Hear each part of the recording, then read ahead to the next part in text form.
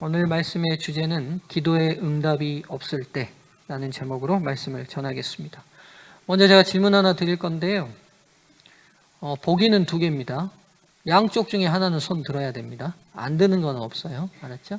자, 나는 하나님께 드린 기도 100%가 응답되면 좋겠다. 100% 응답을 나는 기대한다. 예. 이제 이번에 안 되면 그 다음 다 들어야 되는 거예요. 아시겠죠? 내리십시오. 나는 드린 기도가 100% 응답되지 않기를 기대한다. 드세요. 다 들어야 된다니까요. 자, 우리 하나님께 때로 기도 드릴 때 참 응답되기를 바라는 마음으로 기도하는데 때로는 참 응답이 와서 기쁘기도 하지만 응답을 또 받지 못해서 안타깝기도 합니다. 기도의 응답에 대해 우리가 신앙인으로 재림 성도로 어떻게 이해해야 할지 오늘 이 시간 함께 하나님 말씀의 여행을 떠나 봅시다. 먼저 초등학교 학생들이 엉뚱한 답으로 답을 틀린 제가 몇 가지 사례를 좀 보여드릴 겁니다. 자, 화장실을 이용할 때 화장실 문을 열기 전에 해야 하는 것은 무엇인지 쓰시오. 아이가 답을 작고를 내린다 이렇게 떴어요.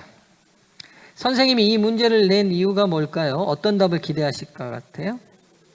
노크를 한다. 그렇죠? 근데 왜 이 아이는 작고를 내린다고 썼어요, 답을? 그렇죠. 아이의 사고의 영역에서는 지금 누구밖에 생각을 못하냐면 나밖에 생각을 못해요. 지금 내가 소변이 마려워요. 그러면 지금 화장실 안에 누군가는 있을 것이다. 그 사람을 배려하는 노크를 해야 된다는 사고의 확장이 이루어지지 않은 거죠. 그렇죠?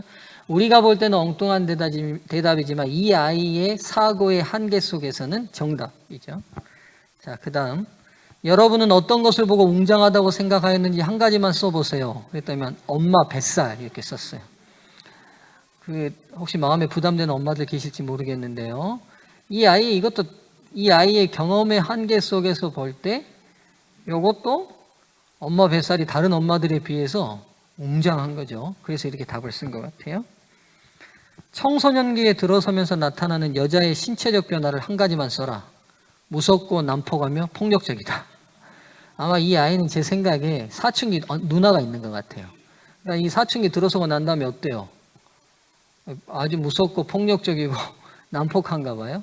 즉 이 아이도 이 아이의 경험적 사고 속에서만 생각하는. 자, 마지막 하나만 더 봅시다. 다음 같은 물건을 살 수 있는 가게를 쓰시오. 쌀, 보리, 콩, 팥. 그랬더니만 이마트 이렇게 썼어요. 이 아이의 경험 속에서 아마 이제 답은 뭐 곡물가게나 뭐 쌀가게를 다 오랐을 텐데 이 아이의 경험 속에서는 이마트 가니까 다 있었던 거죠. 그렇죠? 자, 초등학생들의 이 엉뚱한 답은 어른들이 볼 때 이런 엉뚱한 답들은 아이들의 생각의 범위가 자신들의 경험의 한계 속에 있기 때문이에요. 그렇죠? 그러니까 때로 우리가 볼 때는 엉뚱하지만 이 아이의 사고 속에서는 이 범위 밖에 생각할 수 없는 거죠. 그들의 사고가 아직 넓게 확장되지 못하고 복합적으로 사고하지 못한 결과이죠. 즉 화장실 앞에서 내가 소변 마려운 것만 생각하지 저 안에 누가 있으니까 배려해서 노크를 드려야 된다라는 생각까지는 못하는 거죠.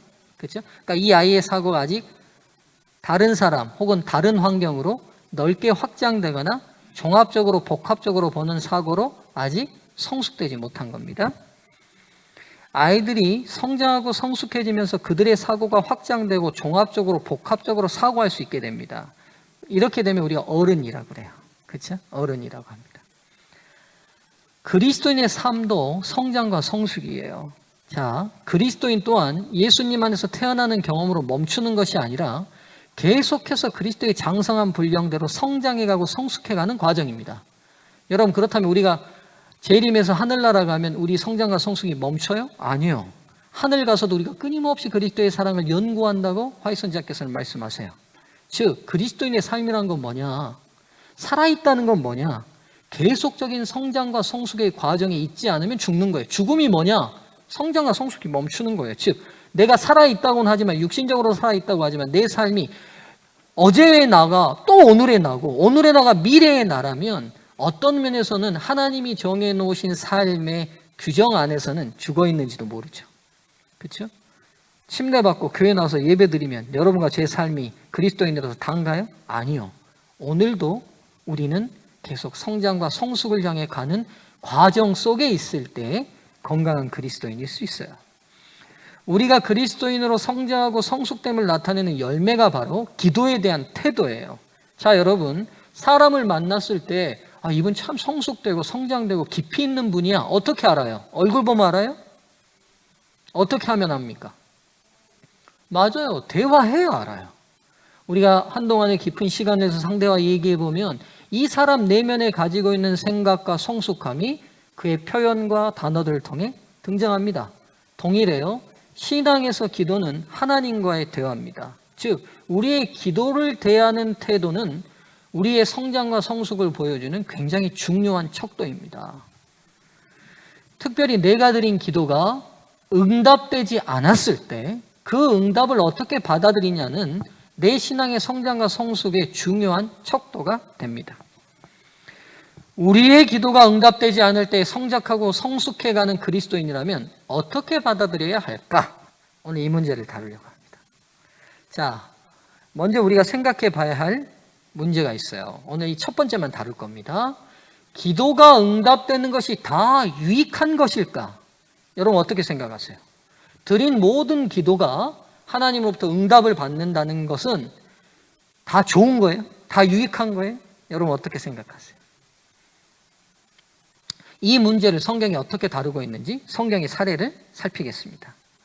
자, 성경의 사례로는요, 히스기야 왕의 기도를 들 겁니다. 히스기야 왕은 20명의 남방 유다 왕들 중에 불과 손가락 안에 꼽힐 만큼 아주 훌륭했던 믿음 있는 왕이었습니다. 이 믿음 있는 왕에게 한 가지 시련이 닥쳤어요. 그 시련이 뭐냐면 병들어 죽게 된 겁니다. 하나님께서 그의 생명을 여기서 멈추시겠다고 하셨어요. 그때 히스기야 왕이 낯을 벽으로 향하고 하나님 앞에 간절한 기도를 올립니다. 그 기도가 뭘까요? 죽게 됐어요. 어떤 기도를 간절하게 드릴 것 같아요? 정은이 같으면. 응? 죽게 해주세요? 살게 해주세요. 당연한 거죠. 인지상정이잖아요. 그렇죠? 히스기야 왕도 마찬가지. 아직도 해야 될 일이 있고 아직도 젊은데 하나님께서 여기서 자기의 수명을 거두시는 것은 너무 안타까운 일인 것 같아서 하나님께 간절히 간구합니다. 하나님 살려주시라고. 하나님 이 기도에 응답하십니다. 하나님께서 이사야 선지자를 통해서 네 수명을 늘리시겠다고 약속하셨어요. 몇 년을? 빨간 줄 보시면 돼요. 15년을 더 살게 해주시겠다? 약속하셨어요. 근데 여러분 이렇게 기도 응답받는 걸로 멈추지 않고요. 이 히스기야 왕이 하나님께 다른 기도의 응답을 또 요청하는데 내가 15년 살 수 있는 증거를 보여달라고 그래요. 또 다른 기도를 또 드려요. 그럼 뭘 증거로 보여줄구나? 해를 뒤로 10도 물러가게 해달라는 거예요. 여기 하나님께서 응답하십니까? 응답하십니다. 해 그림자가 뒤로 10도 물러가게 하시면서 네가 15년 더 살겠다는 기도를 또 응답하세요. 그러니까 이중적 기도 응답이 이루어졌어요. 수명을 늘려달라는 기도의 응답만 와도 놀라울 건데 그것에 대한 또 다른 증거로 여러분 해가 뒤로 물러갔다는 역사 있어요? 없어요, 여러분. 하나님께서 전체의 운동을 성경 전체의 역사를 통해서 딱 2번 질서를 멈출 때가 있었어요. 첫 번째는 여호수아의 싸움 때. 여호수아가 가나안 정복 싸움 때 시간이 부족하니까 아얄론 골짜기에 해가 멈춰달라고 기도했을 때 하나님 한번 들어주셨고, 두 번째는 이 히스기야 왕의 수명을 늘리신다는 증거로 해를 뒤로 10도 물러가게 하셨어요. 놀라운 기도의 응답이죠. 여러분 이런 기도의 응답도 우리도 한번 좀 인생에서 받아봤으면 좋지 않겠어요? 그렇죠. 아프고 병들어 있는 환자, 저는 늘 하나님께 잘 주셨으면 하는 기도의 응답이 뭐냐면 우리 아픈 성도들 제가 기도하면 좀 나았으면 좋겠다는 생각은 있어요. 하나님께서 쉽게 잘 안 들어주셔요. 근데 여러분 히스기야는 참 대단해요. 본인 수명도 연장되고 그 증거로 해가 뒤로 10도도 물러가고. 여러분 이런 기도의 응답은 우리 좀 다 받았으면 좋겠어요? 받았으면 좋겠어요. 근데 여러분 이제 여기서 히스기야라는 개인의 삶만 보지 마시고 이제 우리의 믿음의 시야를 좀 넓힙시다. 화장실 앞에서 자꾸 내린다는 생각만 하지 말고 안에 누군가 들어있는지 노크를 해봐야 된다는 좀 넓은 사고가 필요하듯 믿음에도 이런 사고가 필요해요. 자, 드디어 히스기야가 병이 회복됐어요. 병이 회복됐어요. 그 병이 회복될 때 받은 그 기도의 응답으로 해가 뒤로 10도나 물러갔어요. 당시 가장 천문학에 발달된 나라가 바벨론이었어요. 바벨론의 천문학자들이 유사일에 없었던 특별한 기적이 일어난 걸 알고 그 원인이 뭔지를 추적하기 시작했어요. 그랬더니만 남방 유다의 신인 여호와께서 그 왕의 수명을 15년 늘리시면서 해를 뒤로 10도 물러가게 했다는 정보를 입수하게 됐어요. 그래서 바벨론은 특별히 사신을 이스라엘에 파견해서 해를 뒤로 물러가게 할 만큼의 힘을 가진 나라가 도대체 어떤 나라인지를 알고 싶어서 사신을 파견합니다. 이 사신을 맞이한 히스기야가 너무 어깨가 으쓱해서 기분이 좋았는지 빨간 줄을 보면 왕궁과 그 나라 안에 모든 곳간 창고를 열어서 본인 나라가 얼마나 부강하고 찬란한 문화를 가지고 있는지 자랑질을 합니다. 이 자랑질은 남방 유다의 멸망에 영향을 미치는 또 다른 단초가 돼요. 이사야 선지자가 뭐라고 예언하냐면 빨간 줄입니다. 날이 이르리니 왕궁의 모든 것과 왕의 조상들이 오늘까지 쌓아두었던 것이 바벨론으로 옮긴 바 되고 하나도 남지 아니할 것이요. 또 왕의 몸에서 날 아들 중에서 사로잡혀 바벨론 왕궁의 환관이 되리라. 이 18절에 적용돼서 인생을 산 사람들이 다니엘과 세 친구들이에요. 환관이 됩니다. 그래서 다니엘과 세 친구들은 자손이 성경에 기록되어 있지 않아요. 여러분 한번 생각해 보시죠. 너 이제 수명이 다 했어. 하나님 제가 다 받아들이겠습니다. 아니야 하나님 늘려주십시오. 저 다 살아야 합니다라는 기도의 응답으로 15년이 연장된 그 세월 동안에 히스기야가 한 행동이 앞으로 국가의 위험 요소가 될 행동을 심어버렸어요. 그렇다면 15년 수명 연장의 기도 응답을 받는 것이 유익한 거였습니까? 아니면 유익하지 않은 거였습니까? 대답이 이제 어려워집니다. 그렇죠? 대답이 어려워져요. 여기서 멈추지 않아요. 히스기야가 15년 연장받는 동안에 그의 3년 지나고 난 다음에 아들을 하나 낳습니다. 이 아들이 이름이 므낫세라는 왕이 이게 이제 후일 12살 때 왕이 되거든요. 히스기야가 죽고 난 다음에. 근데 이 므낫세는 이스라엘 남방 유다의 역사 중에서 제일 많은 통치 기간을 가졌어요. 55년을. 근데 문제는 뭐냐? 빨간 줄 보세요. 여호와 보시기에 악을 행하며. 이 므낫세는 아주 악한 왕인데 명도 길어가지고 악행을 오래 범합니다.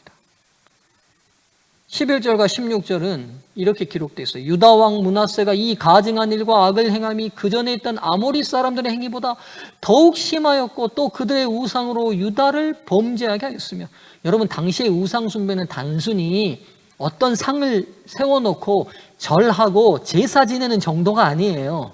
왜 하나님께서 가증히 여기시냐면 인신제사를 드렸어요. 몰록 같은 신은. 몰록 같은 신을 이 청동으로 만들어서 빨갛게 데핀 다음에 그 위에 자기 아이들을 올려놔서 타 죽는 게 제사였어요. 그런 것들을 그대로 본받아서 다 한 거예요. 그리고 본인만 우상 숭배를 하니까 한 게 아니라 남방 유다의 백성들 자체도 다 오염시켰다고요. 16절 여기에 멈추지 않고 므낫세가 유다에게 범죄하게 하여 여호와께서 보시기에 악을 행한 것 외에도 또 무지한 자의 피를 심히 많이 흘려 예루살렘이 이 끝에서 저 끝까지 가득하게 하였더라. 이러시면 안 돼요. 왕이셔 바르게 통치하셔야 됩니다. 이런 악행 따르시면 안 돼요라고 충언하고 하는 많은 좋은 사람들을 다 죽였다는 거예요. 그 피가 예루살렘 이 끝에서 저 끝까지 가득했대요. 히스기야가 그때 죽어버렸으면 적어도 나쁜 왕이 나도 이만큼 나쁜 왕은 안 났을 수도 있잖아요. 가정해보면. 역사는 가정이 없지만. 므낫세 통치 기간 동안에 하나님께서 남방 유다의 운명을 결정해버리세요. 너희들은 망한다. 그리고는 뭐라고 하시면 빨간 줄 보세요. 이는 누구의 죄 때문이라. 이 므낫세 이후에 요시아라는 또 훌륭한 왕이 한 명 더 나옵니다. 요시아가 아무리 개혁 전쟁을 펴도 그의 개혁 전쟁이 므낫세가 저지른 악행을 뒤집지 못할 만큼 악함이 유다 사회 속에 뿌리를 깊이 내려버려요. 므낫세의 죄 때문에 이 나라는 망한다는 거예요. 그럼 여러분, 히스기야가 차라리 15년 연장받지 않는 기도의 응답을 받지 않는 게 어떻게 보면 더 나은 것 아니었습니까? 이제 다시 질문 드릴게요. 나는 내가 드린 기도가 100% 응답받기를 원한다. 손 한번 들어보실까요? 감사합니다. 1부 때는 이런 데도 손을 들더라고요. 2부는 지금 다 안 들어서 설교가 지금 이해가 되신 거예요? 네, 맞아요. 우리의 기도가 100% 응답된다는 게 과연 진짜 하나님이 우리를 사랑하신다는 증거인가? 라는 것은 다시 생각해 볼 중요한 문제예요. 왜냐하면 내가 드린 기도가 응답됐을 때에 나는 유익할지 모르지만 그 기도의 영향력의 파급력이 어떤 영향력까지 미칠지는 우리는 알아요, 몰라요? 몰라요. 왜 몰라요? 우리의 수명은 한계가 있고 우리의 시야는 시공간에 얽매여 있어요. 그 범위를 뛰어넘지 못해요. 히스기야도 자기가 왕궁곡관을 열어서 보여준 그 행위가 후대를 넘어갔을 때 바벨론으로부터 멸망하는 단초가 될 거라고 그가 생각했겠냐고요. 알 수 없죠. 정리해보면 히스기야 기도에 대한 응답으로 주어진 연장된 생명의 기간 동안 그가 한 일은 국가의 장래의 위험 요소가 되었으며 또한 그 기간에 태어난 아들 므낫세는 국가의 운명을 결정짓는 악행을 저지르게 됩니다. 히스기야가 자신에게 주어진 생명을 그대로 받아들이고 생명의 연장의 기도에 응답을 기대하지 않았다면 과연 이스라엘의 역사는 어떻게 되었을까요? 여러분 어떻게 생각하십니까? 역사는 과정은 없어요. 과정할 수는 없어요. 그러나 분명한 거 한 가지는 우리가 뭘 알 수는 있냐면 내가 드린 기도에 대한 100%의 응답이 결코 모두에게 모든 일에 유익하지는 않을 수 있다. 그렇다면 우리가 드린 기도가 때로 하나님으로부터 응답받지 않는 것은 응답을 진짜 거절당한 거예요? 아니면 또 다른 응답일 수 있어요? 맞습니다. 여러분, 교회에서 혹은 하나님의 성전에서 목회자들이나 우리 성도들이 하나님으로부터 응답받았다고 하는 많은 응답의 내용들을 보면 때로 믿음의 눈으로 살폈을 때 그 응답은 응답이 아니었으면 더 좋았을 것 같은 응답이 있어요. 근데 우리 자체가 워낙 이기적이다 보니까 무조건 내가 드린 기도가 100% 응답되면 그걸 하나님의 축복인 것이냐? 착각합니다. 성장하고 성숙되지 못한 어떤 문제점이 우리 안에 드러날 수 있는 거죠. 7월 달인가요? KBS에서 이런 스페셜을 하나 했어요. 다큐입니다. 제가 다큐 보기를 좋아하는데 요즘 참 너무 좋은 세상이에요. 유튜버들이요 10분으로 딱 요약해놔요. 50분 시간 없는 사람 이거 한번 찾아서 읽어보세요. 저도 이제 10분짜리 요약해놓은 걸 봤는데 여러분 우리나라 곳곳에 보면 헌어 수거함 많잖아요. 헌어 수거함 헌어 여러분 버려보신 경험 많죠? 저도 꽤 많이 버려봤는데 그거 버리면 어떻게 되신다고 생각하세요? 예, 그거 다 모아가지고 수출합니다. 제3세계, 즉 오류가 풍부하지 않는 지역, 아프리카나 동남아로 수출을 하는데 우리나라가 굉장하더라고요. 전 세계에서 5번째로 많이 수출해요. 이 중고 오류를. 그럼 근데 여러분 중고 오류 버릴 때 때로 입을 만한 것만 버립니까? 입지 못할 옷도 우리 버립니까? 그러면 그 입지 못할 옷은 동남아로 가든 아프리카로 가든 그 사람들도 입을까요? 못 입을까요? 못 입죠. 근데 일단 다 수출하고 나면 그 지역으로 가면 입으로 못 입을 로 분류하겠잖아요. 그럼 그 못 입을 옷은 다 어떻게 되겠어요? 우리 생각에 뭐 잘 소각을 하든지 잘 태워지든지 뭐 재생을 하든지 할 것 같은데 그리고 옷이 엄청 많이 만들어지더라고요. 제가 처음 알았네요. 매년 생산된 옷이 1000억 개고요. 한 해만은 버려지는 게 330억 개예요. 버려지는 게. 그럼 이 버려진 옷이 다 어디 가냐는 거예요. 세계에서 제일 많은 의류 생산지 옷을 만드는 데가 방글라데시 디카라입니다. 인건비가 싸다 보니까 하는데 이 전체 이 지역이 다 옷을 만들고 중고 물품을 다 다루고 뭐 이런 의류 시장입니다. 근데 여러분 이 지금 건물 사이로 강이 하나 흐르는데 강의 모습을 확대하면 이래요. 이거 다 뭔 것 같아요? 분류해서 버린 옷들이에요, 싹 다. 이걸 어디로 모아가지고 따로 뭐 매장한다거나 또 뭐 재생하는 게 아니라 그냥 가난한 나라니까 그냥 그 앞에 강에다가 싹 다 버려요. 이 옷들을 다 버립니다. 이건 가나인데요. 여기도 동일해요. 이거 다 옷이에요. 오다오 강이라는 강인데 옷이에요. 더 참혹한 건 여기다 소를 풀어놓고 소가 뭘 먹냐면 풀을 먹는 게 아니라 이 합성 섬유를 뜯어 먹어요. 이걸 먹어요. 이 소를 이렇게 키우더라고요. 이렇게 키워요. 어부가 나와서 이 가나의 어부가 이렇게 말합니다. 해외에서 온 더러운 옷들입니다. 이 옷들이 고기잡이에 방해가 됩니다. 생각해보세요. 그래서 수크레도 감기고 그물 가운데 계속 옷들이 걸려서 나온가 봐요. 그리고 더 문제는 뭐냐면 아까 전에 방글라데시 디카 같은 데는 옷들을 재생하기 위해서 염색하잖아요. 그 염색한 그 오염된 물들이 강으로 그대로 가는데요. 거기서 나온 강하고 큰 강이 합류되는 걸 보니까 색깔이 완전히 달라요. 그 강 안에 물고기 살겠어요? 그러니까 어부들은 생존이 위협받는 거예요. 생존이. 제가 이걸 가만 보면서 동상이몽. 한 성도가, 우리 한국의 어떤 여자 한 성도가 백화점에서 신상이 나왔어요. 그럼 이렇게 기도할 수 있겠다 이런 생각을 해봤어요. 하나님, 이번 백화점 신상 옷을 구입할 수 있도록 사장님 마음을 움직여 보너스를 좀 주십시오. 이런 기도 혹시 뭐 너무 직설적이지만 할 수 있지 않을까요? 그렇죠? 그게 아파트일 수도 있고. 내가 요구하는 뭔가를 얻기 위해서 하나님, 재정적으로 좀 더 풍족해야 되는데 그걸 좀 주십시오. 그리고 신상 옷을 구입했다는 것은 버려야 될 옷이 쌓여간다는 또 다른 증거고, 그 버려야 되는 옷들은 또 우리 헌옷 수거함에 넣어질 거고, 그게 또 아프리카 방글라데시 디카나 아프리카 가나로 가서 분류돼서 못 입는 옷들은 또 버려져서 그 강들을 다 지금 오염시킬 겁니다. 그러면서 생각해 봤어요. 방글라데시 디카에 혹시 그리스도인이 있다면 그가 어부라면 그는 이렇게 기도하지 않을까? 하나님, 고기가 잡히지 않습니다. 더러운 옷들이 더 이상 강과 바다를 오염시키지 않도록 도와주세요. 과연 하나님은 어떤 기도를 들으셔야 합니까?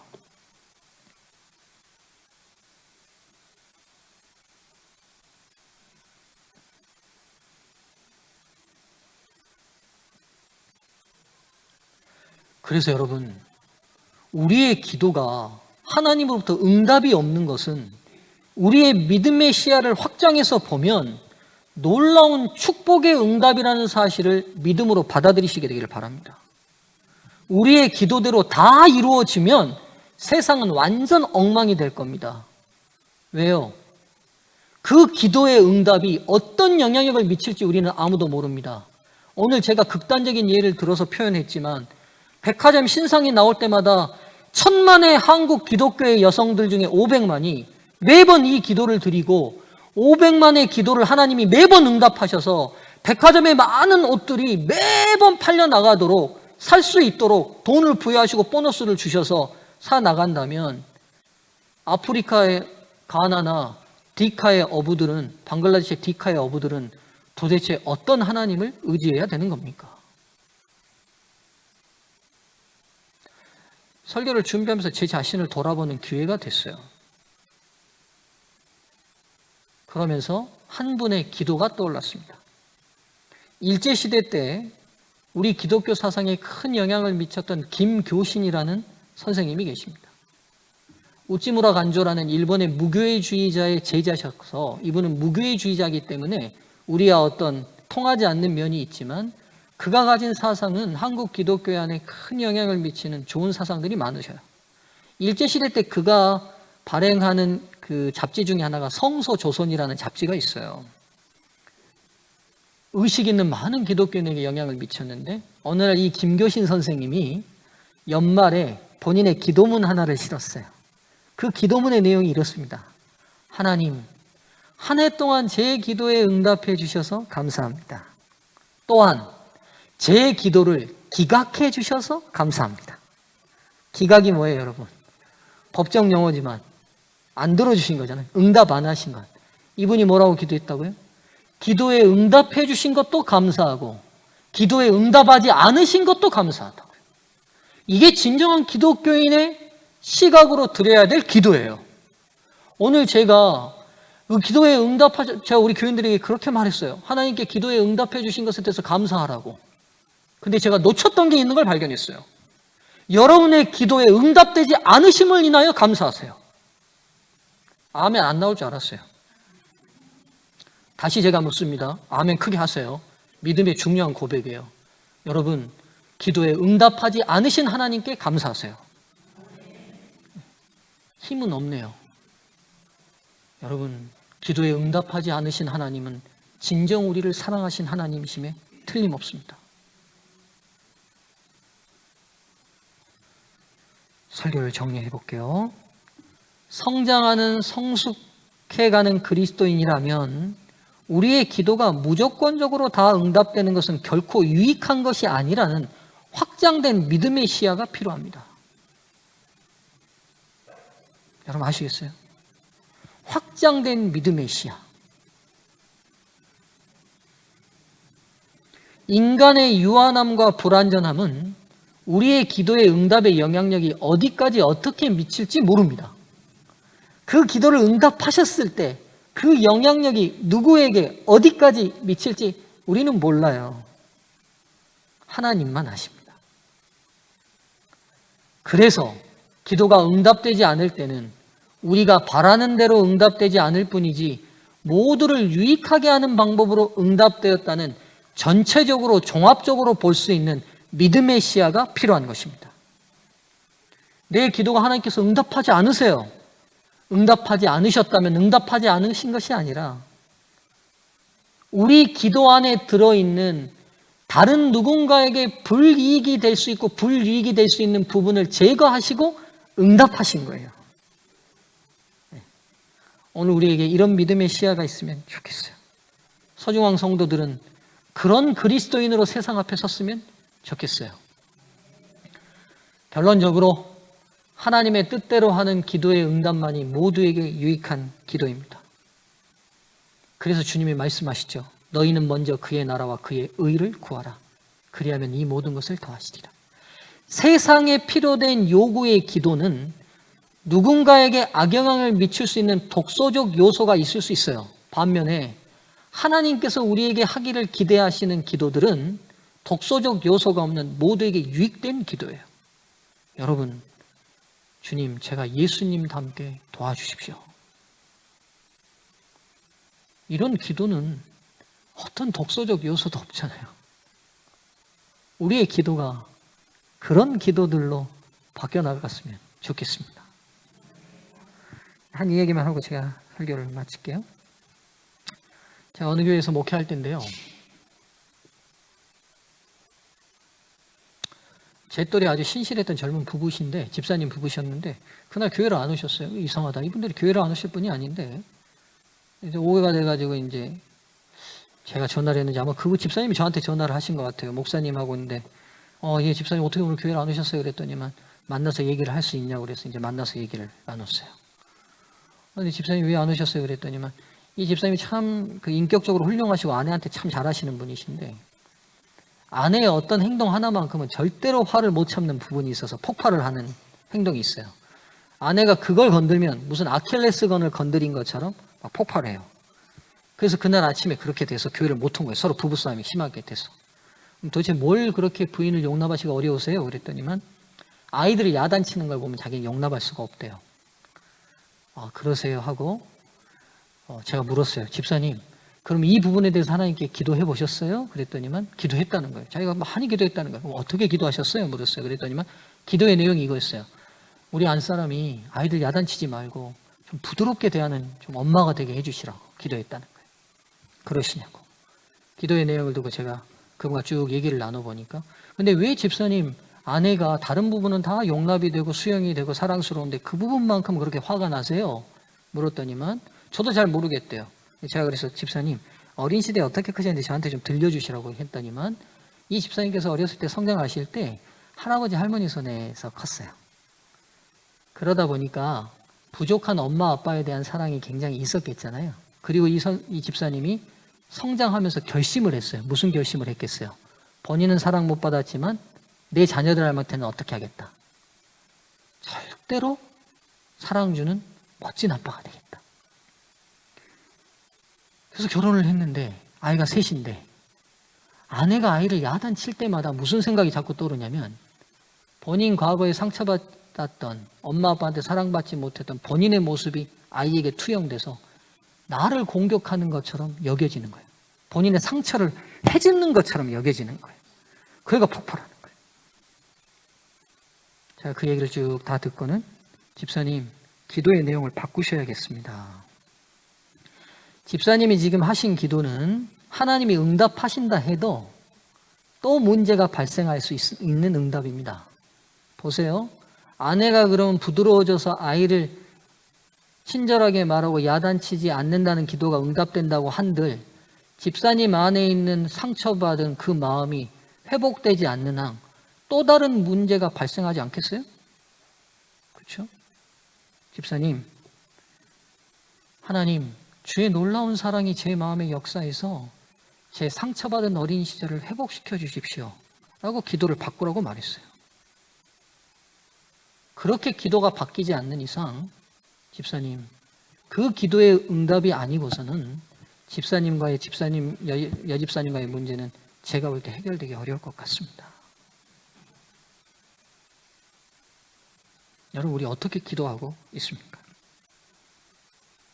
응답하지 않으시는 것이 응답인 것처럼 기도하고 있으면서 응답해 주지 않으시는 하나님을 혹 원망하고 계시지는 않습니까? 우리의 기도를 다시 점검하고 그리고 또 매번 응답되지 않은 기도에도 감사할 수 있는 믿음의 넓은 시야가 생기는 복된 안식일 되기를 간절히 바랍니다. 주님이 우리를 사랑하셔서 필요에 따라 분명히 응답하십니다. 말씀을 마치겠습니다.